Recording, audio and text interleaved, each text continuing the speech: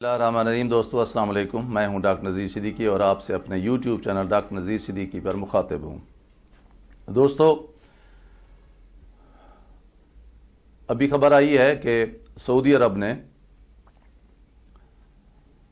حرمین شریفین میں لوگوں کو عبادت کرنے کے لیے آزادی دینے کا،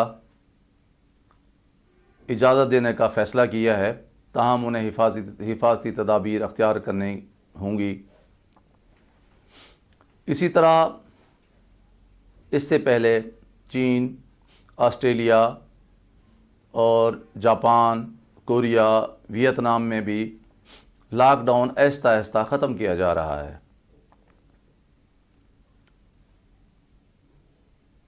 بہت سارے حلقے عمران خان پر یہ تنقید کرتے چلے آ رہے ہیں کہ پاکستان میں لاک ڈاؤن زیادہ نہیں کیا گیا، اس لیے کرونا وائرس پاکستان میں زیادہ پھیل رہا ہے، زیادہ اموات ہو رہی ہیں، وبا شدت اختیار کر رہی ہے۔ جبکہ عمران خان کا موقف یہ رہا ہے کہ کرونا وائرس سے تو جتنی بیماری بڑھے گی یا اموات ہوں گی، یہ نہ ہو کہ لوگ بھوک سے مر جائیں۔ یہی وجہ ہے کہ انہوں نے لاک ڈاؤن اور بھوک کے درمیان، لوگوں کی ضروریات کے درمیان ایک توازن رکھنے کی کوشش کی ہے، جس کا نتیجہ بہرحال امید افزا قوم کے سامنے آیا ہے۔ اور آج وہی حلقے عمران خان کے فیصلے کی ستائش کرنے پر مجبور نظر آ رہے ہیں، کیونکہ پاکستان کے مقابلے میں بھارت نے اچانک سے لاک ڈاؤن کا فیصلہ کیا ہے، 4 گھنٹے کا صرف وقت دیا ہے پوری قوم کو، جس کے نتیجے میں لوگوں کی بھگ دوڑ کے باعث 30 لوگ راستے میں ہی دم توڑ گئے ہیں۔ جبکہ اس کے مقابلے میں پاکستان نے آہستہ آہستہ لوگوں کو لاک ڈاؤن کی طرف مائل کیا ہے، اور اس کے ساتھ ساتھ کچھ پیکیجز بھی دیے ہیں۔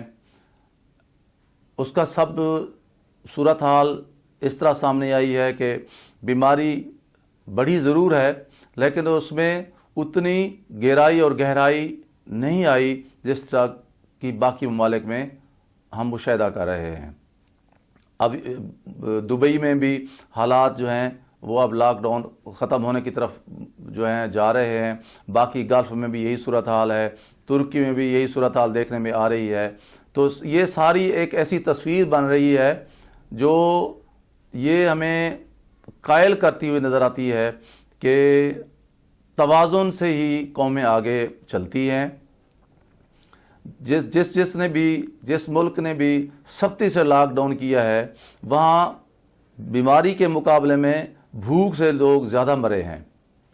اس لیے وہ حلقے جو پاکستان کی حکومت کی پالیسی پر تنقید کر رہے تھے، آج ان کو دیکھ لینا چاہیے کہ جو یہ لاک ڈاؤن کا جو سلسلہ تھا، اسے زیادہ دیر تک قائم نہیں رکھا جا سکتا، کیونکہ بیماری نے ابھی پتہ نہیں کتنے عرصے چلنا ہے۔ اب یہ نہیں ہو سکتا کہ ہم مہینوں سالوں تک پورے ملک کو بند کر کے رکھیں، تو پھر ہمارے جیسے ترقی پذیر اور غربت کے مارے، جہالت کے مارے، مفلسی کے مارے، بیماری کے مارے ملک کس طرح زندہ رہ سکتے ہیں، جہاں دیہڑی دار لوگوں نے اپنے پیٹ بھی بھرنے ہیں۔